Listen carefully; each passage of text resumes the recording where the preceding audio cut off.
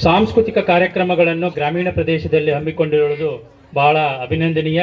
ಇಂತಹ ಕಲಾ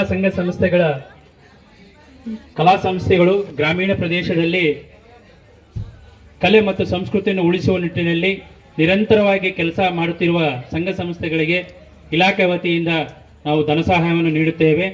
ಇದರಿಂದ ಕಲಾವಿದರನ್ನು ಪ್ರೋತ್ಸಾಹಿಸುವ ನಿಟ್ಟಿನಲ್ಲಿ ಸಂಘ ಸಂಸ್ಥೆಗಳಿಗೆ ಸಹಕಾರ ನೀಡಿದಂತಾಗುತ್ತೆ. ಅದೇ ರೀತಿ ಅಭಿನಯ ಕಲಾ ಕೇಂದ್ರದ ಜಗದೀಶ್ ಸರ್ ಅವರು ನಮ್ಮ ಬಳ್ಳಾರಿ ಜಿಲ್ಲೆಯಲ್ಲಿ ಅನೇಕ ರಂಗಭೂಮಿ ಕ್ಷೇತ್ರದಲ್ಲಿ ನಿರಂತರ ಸೇವೆಯನ್ನು ಮಾಡ್ತಾ ಇದ್ದಾರೆ. ಅನೇಕ ಹೊಸ ನಾಟಕಗಳನ್ನು ರಚನೆ ಮಾಡಿ ನಿರ್ದೇಶನ ಮಾಡಿ ಗ್ರಾಮೀಣ ಭಾಗದಲ್ಲಿ ಜಾತ್ರಾ ಮಹೋತ್ಸವದಲ್ಲಿ ಎಲ್ಲ ಗ್ರಾಮಗಳಲ್ಲೂ ಸಹ ತಮ್ಮ ನಾಟಕ ಪ್ರದರ್ಶನ ನೀಡ್ತಾ ಇದ್ದಾರೆ. ಇದೇ ರೀತಿ ಇಂದು ಅವರು ಸಂಸ್ಥೆ ವತಿಯಿಂದ ಸಹ ರಂಗಗೀತೆಗಳು, ಜಾನಪದ ಗೀತೆಗಳು ಮತ್ತು ಸಾಮೂಹಿಕ ನೃತ್ಯ ಎಲ್ಲ ಬಯಲಾಟ, ನಾಟಕ ಎಲ್ಲ ಕಾರ್ಯಕ್ರಮಗಳನ್ನು ಸಹ ಗ್ರಾಮೀಣ ಪ್ರದೇಶದಲ್ಲಿನೇ ಹೆಚ್ಚು ಕಾರ್ಯಕ್ರಮಗಳು ಮಾಡ್ಬೇಕಂತೇಳಿ ನಾನೊಂದು ಮನವಿ ಮಾಡಿದ್ದೆ. ಅದ್ರ ಪ್ರಕಾರ ಇವತ್ತು ಜಗದೀಶ್ ಸರ್ ಅವರು ಗ್ರಾಮೀಣ ಪ್ರದೇಶದಲ್ಲಿ ಕಾರ್ಯಕ್ರಮಗಳನ್ನು ಹಮ್ಮಿಕೊಳ್ತಾ ಇದ್ದಾರೆ. ಅದೇ ರೀತಿ ಎಲ್ಲ ನಮ್ಮ ಅಕಾಡೆಮಿ ಮತ್ತು ರಾಜ್ಯೋತ್ಸವ ಪ್ರಶಸ್ತಿ ಪುರಸ್ಕೃತರಾದಂಥ ಕಲಾವಿದರನ್ನೇ ಇವರು ತಮ್ಮ ಗ್ರಾಮಕ್ಕೆ ಕರೆಸಿದ್ದಾರೆ.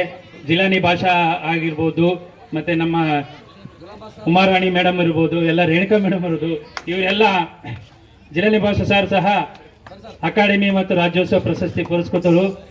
ಇಂತಹ ಮಹಾನ್ ಸಿಕ್ಕಿರುವುದು ಬಹಳ ಪುಣ್ಯ. ಯಾಕೆಂದರೆ ಇಂದಿನ ಕಲೆ ನಶಿಸಿ ಹೋಗುವ ಸಂದರ್ಭದಲ್ಲಿ ಇವರೇ ಈ ಕಲೆ ಮತ್ತು ಸಂಸ್ಕೃತಿಯನ್ನು ಉಳಿಸ್ಕೊಳ್ತಾ ಬರ್ತಾ ಇದ್ದಾರೆ. ಇವರ ವೃತ್ತಿಯೇ ಈ ಕಲೆ ಮತ್ತು ಸಂಸ್ಕೃತಿಯಲ್ಲಿ ತೊಡಸ್ಕೊಂಡು ಇವರ ವೃತ್ತಿಯನ್ನು ನಡೆಸ್ತಾ ಇದ್ದಾರೆ.